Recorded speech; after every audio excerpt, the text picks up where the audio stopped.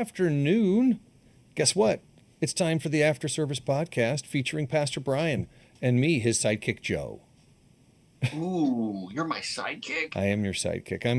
I'm not Robin because I don't have a cool outfit. I have flannel, but and Flannel Joe. I'm also younger, so therefore, sidekick Yeah, makes you more are sense. younger. That's Yeah. true. Yeah. Oh my goodness. Do you ever watch these little clips on YouTube? You probably don't, but where they go, who would win, Batman versus Daredevil, or Oh, sure. Iron Man versus Spider-Man? It's like, to mix up, the two, the two universes. Have you ever seen those? Yeah. I mean, I look at them and it's fascinating to me. First, I mean, it doesn't mean anything, right? No. It's completely ridiculous because Completely speculative too. right, and it's like all driven by, in many cases, who your preference is, right? And, I could make an argument if like Daredevil was my favorite, superhero, that he would win. I could figure out a way. I guess the difference between, eisegesis and exegesis. Like, well, here's what I want the answer to be. So I'll manufacture the scenario where the answer that I want comes true. Anyway, continue your thought. Yeah. No, I mean, I was superheroes. Yeah, completely random. Yeah, I mean, sometimes it's kind of interesting because these people technically know the superheroes really well. So they're little, oh, yeah, there's that power. And yeah, there's that. Like, oh, that's kind of interesting because, I know superheroes. I'm not like a geek about them at all. Tolkien, I know Tolkien pretty well, but not superheroes. I know enough to know who the Spectre is, and I know who Daredevil is, and Elektra. But do I really know their powers? No.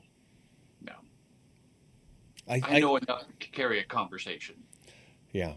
I've done deep dives myself in the past. I know you're really into it. And are you DC? Yeah. Yeah, you're a DC guy.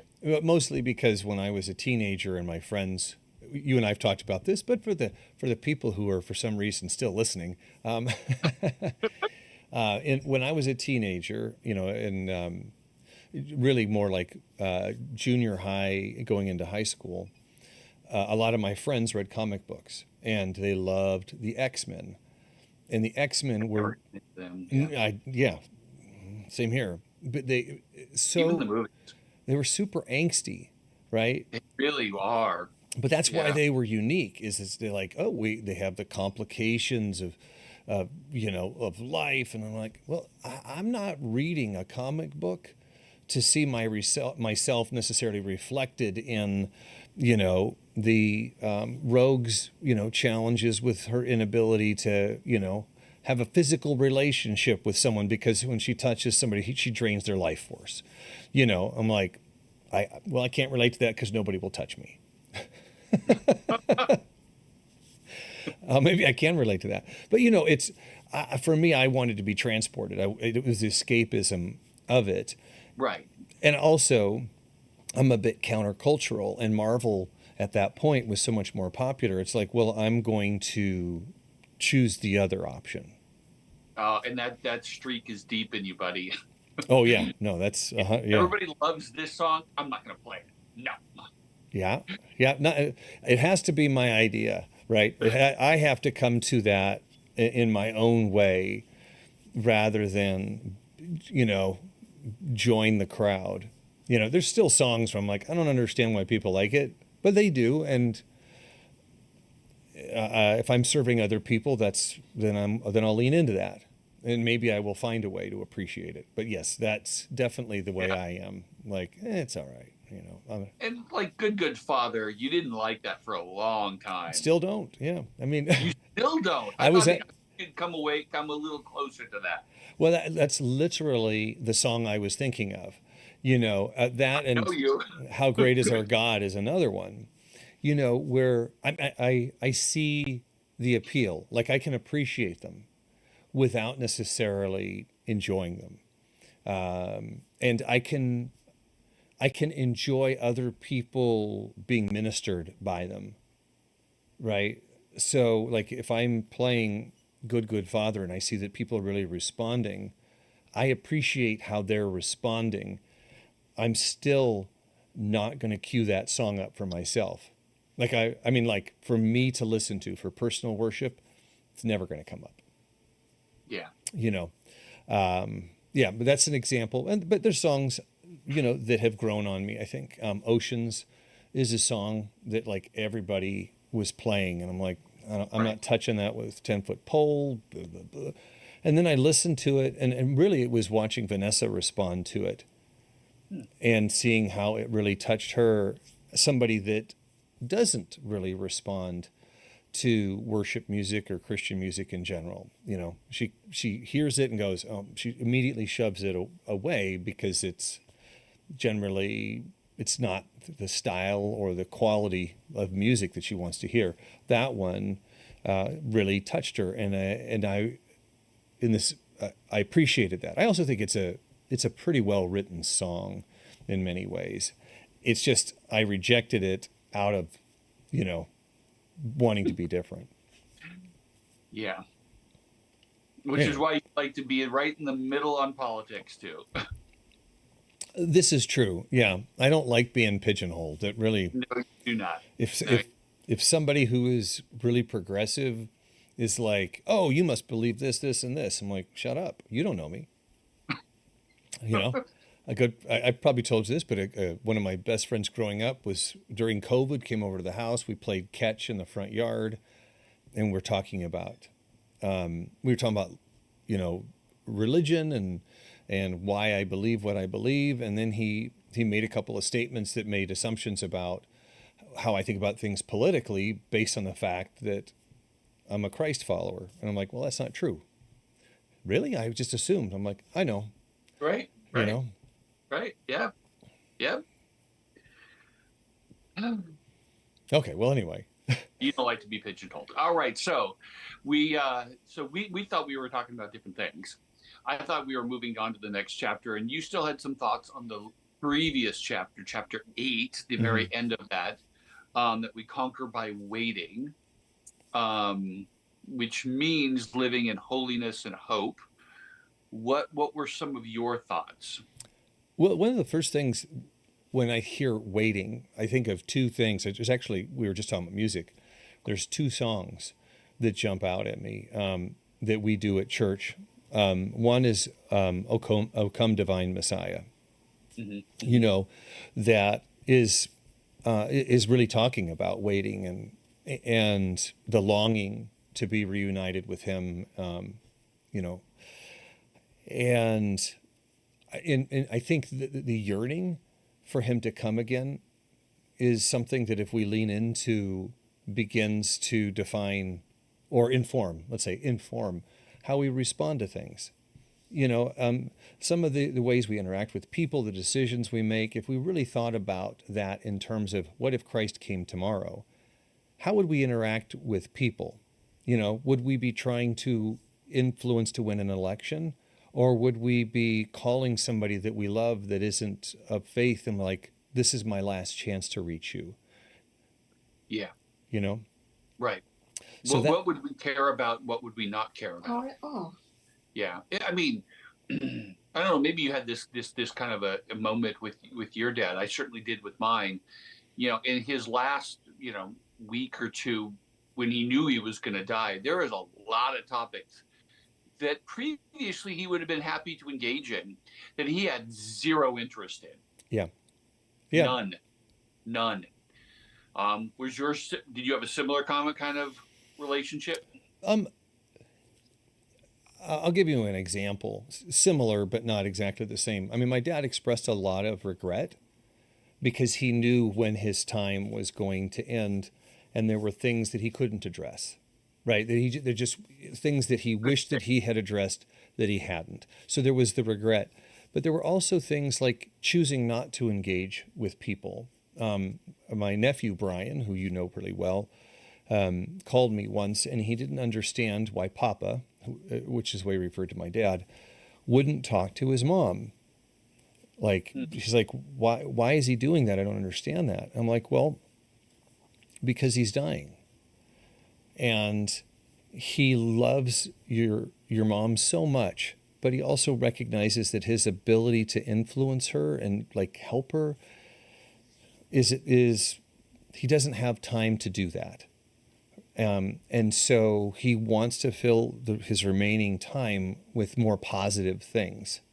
Mm. And so rather than invest his time, in trying to influence somebody that didn't want to be influenced, he was going to focus on surrounding himself with people that he loved and, and more positive endeavors, Things that could be accomplished in the amount of time he had. Yeah, exactly. Yeah. Yeah, no, yeah. Yeah. Like in my case, like, we used to, we would talk about like the Olympics. It was going on. He didn't care. Mm-hmm. What did he care about? What my boys were doing. Yeah. If you're familiar with, I think you're familiar with the 5 love languages.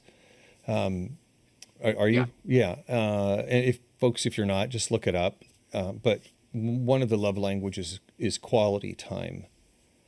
And I think what we saw from our dads is that quality time was the most important thing. People. Yeah, it was the relationships that you have and fostering those relationships. And really, grasping every bit of love and connection that you could get before it was gone. Yeah. And so your point to bring it, why I brought that up is like, yeah, so let's say we knew pretty sure that Jesus was going to come back in the next year. How much would we care about this election? I mean, it matters. I mean, 'cause it's a year, but there's a lot of other things that matter a whole lot more. Yeah. Right? Yeah. And it's not the same as the question of if you knew you were going to die in 3 weeks, what would you do? Because our tendency in that is like, I'm going to go to Europe. I'm going to go visit Ireland for the first time. Yeah. I'm going to get my bucket list stuff versus Jesus is coming. And what that means is beyond my experience. It's all these other people are being affected. Yeah. There was a guy, one of my dad's old friends, who came to the house. He came to the house the day before my dad died. And he wanted to talk to my dad about Jesus. Because he knew, he was thinking about my dad and how he had this relationship with him since high school. And he wanted the confidence that, he knew where my dad was going to be, that he was going to be with Jesus. Now, my dad, to continue what we were talking about before, this is not what he wanted to spend time talking about in his last 2 days on earth. So he was like, I'm fine. He was very dismissive of him. But I appreciated the urgency and the love that was demonstrated by his friend, I think his name was Steve, wanting to reach him before it was too late. Mm-hmm. So this is the point of the chapter is, where's your focus? Yeah. Wait, you're looking forward to something better, which was my point about the whole Abraham's period sermons. Is like, we're looking forward to something better. Yeah, and that's the core idea that we should have as a Christian, is that. And then the second piece of that, which he brings up, is to, while you're doing that, you live holy, godly lives, quiet lives, being good Christ followers. Yeah. Being good to your neighbor. Being good to your neighbor. Yeah, and which isn't necessarily your literal neighbor, but it's whoever's who you're around. That's your neighbor. Yeah. Yeah. It would be the people at your work, even though they live like 50 miles away. Right. The guy in the cube next to you at work. Not that either one of us work in a cube, but there's certain ways that you can engage with people around you to let them know that you appreciate them, and also to inform them about what you think is important. Mhm. But hey, my relationship with you is important. I'm going to be respectful, professional, kind. There's just certain things that lift people up without Mhm. necessarily being, a wet blanket, not a wet blanket, a wet noodle. Is that what I mean? Yeah, just, Right. yeah. A similar thing that's sort of like this. I saw a little, just one of those little video shorts, and it was this one guy talking to another guy saying that he uh, he recommends that people just spend 24 hours where every person you meet, treat them as if they were Jesus. Mm. And he told the story of this young man who did that, and so he goes home, and his mom asks him to set the table, and he stops and he goes, okay, now if this was Jesus asking me this, how would I respond versus how I would normally respond, which is blow her off. Well, then I'm going to set the table.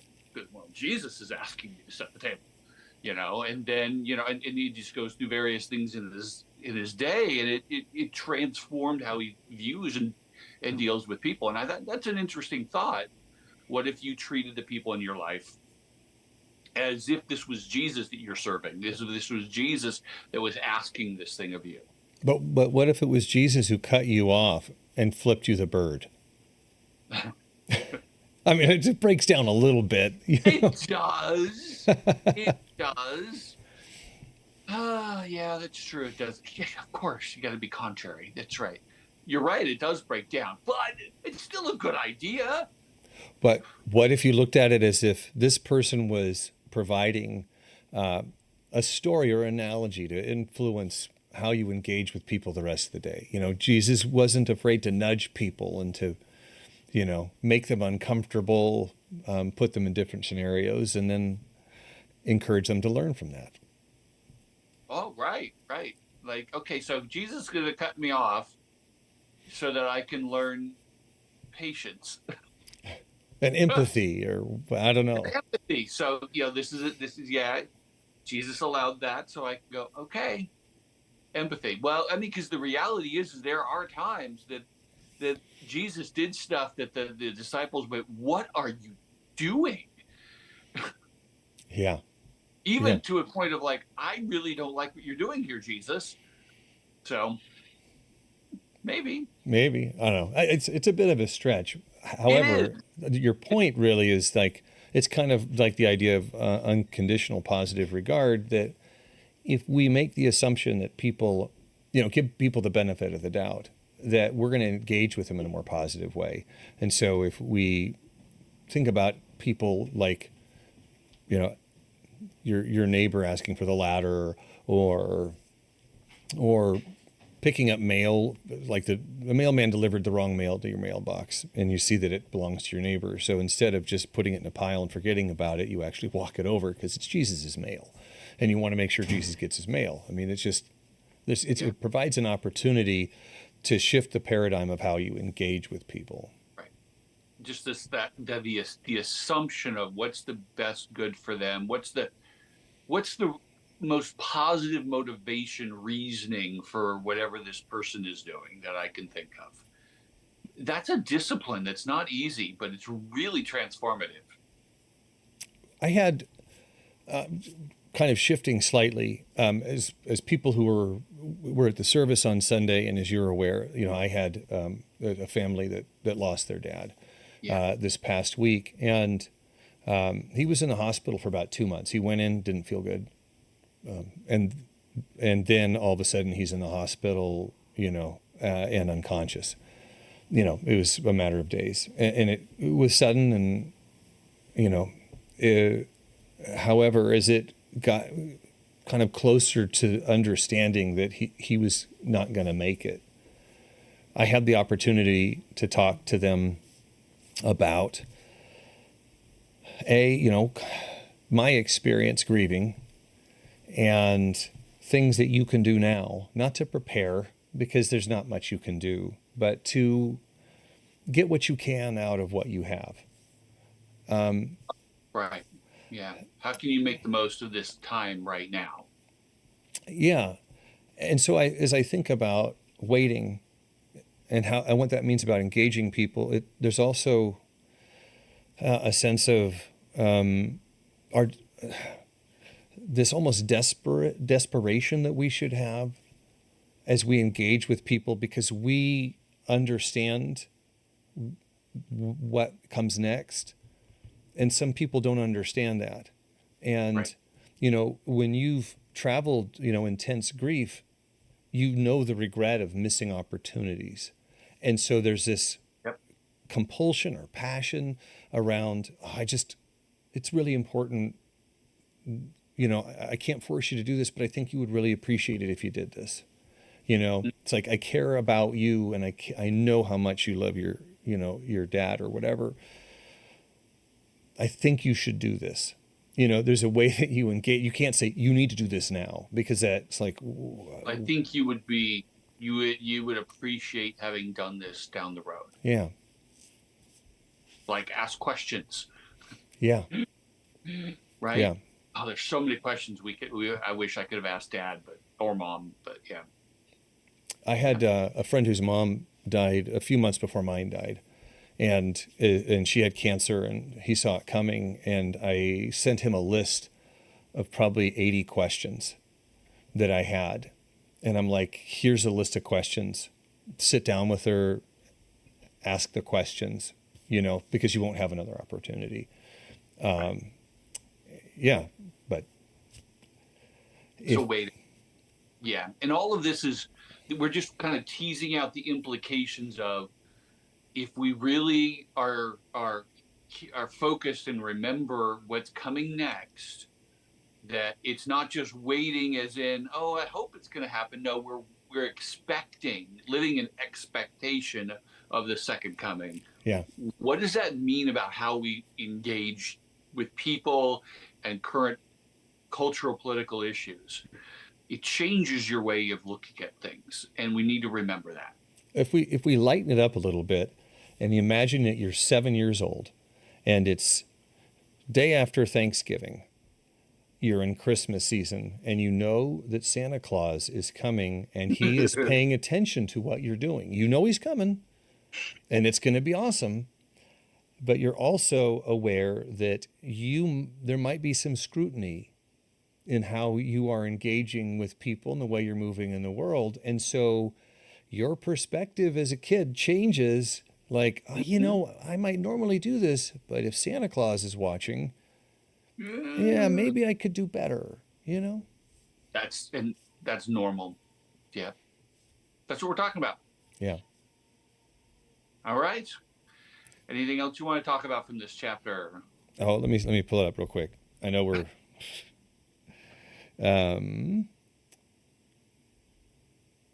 well, I'll just read this.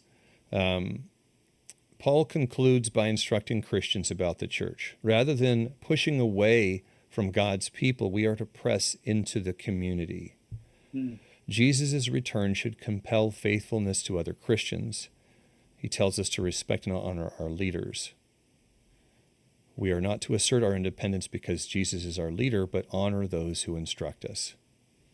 And yeah, some are struggling, some are idle, faint-hearted, weak. Be patient with them all, and to help those who need an extra hand. Which I think is saying effectively what we're saying, just, paraphrased. Yeah. Yeah. Just be good Christians, as you should. Yeah. All right. All right. Well, Sunday I'm going to be beginning my first, just kind of laying some foundation before we talk to the congregation about it. And so I'm looking forward to it. I think it'll be good. I'm looking forward to it. And I believe after this Sunday, you're going to be off for 2 weeks. So this will be the last podcast for a few weeks. Okay. If you want to do one next week, that's fine too. Okay. Yeah. Just to help try and finish, because we only have 2 chapters left after this. Okay. Well, I'll get to reading. Yeah. Waiting the king and then the conclusion. So, which is probably nothing more than, it's not like I'm going to be gone. Well, I will be gone a little bit, but yeah. All right. By the way, and this, we're still live, but I'll say it anyway. There's a pretty good chance that I will be traveling the last week of this month and the first week of November, which may impact the podcast, but we'll see. So just in good. case. All right. Well, thank you very much for joining us, and appreciate you checking us out. And we'll see you all on Sunday. All right, take care, folks.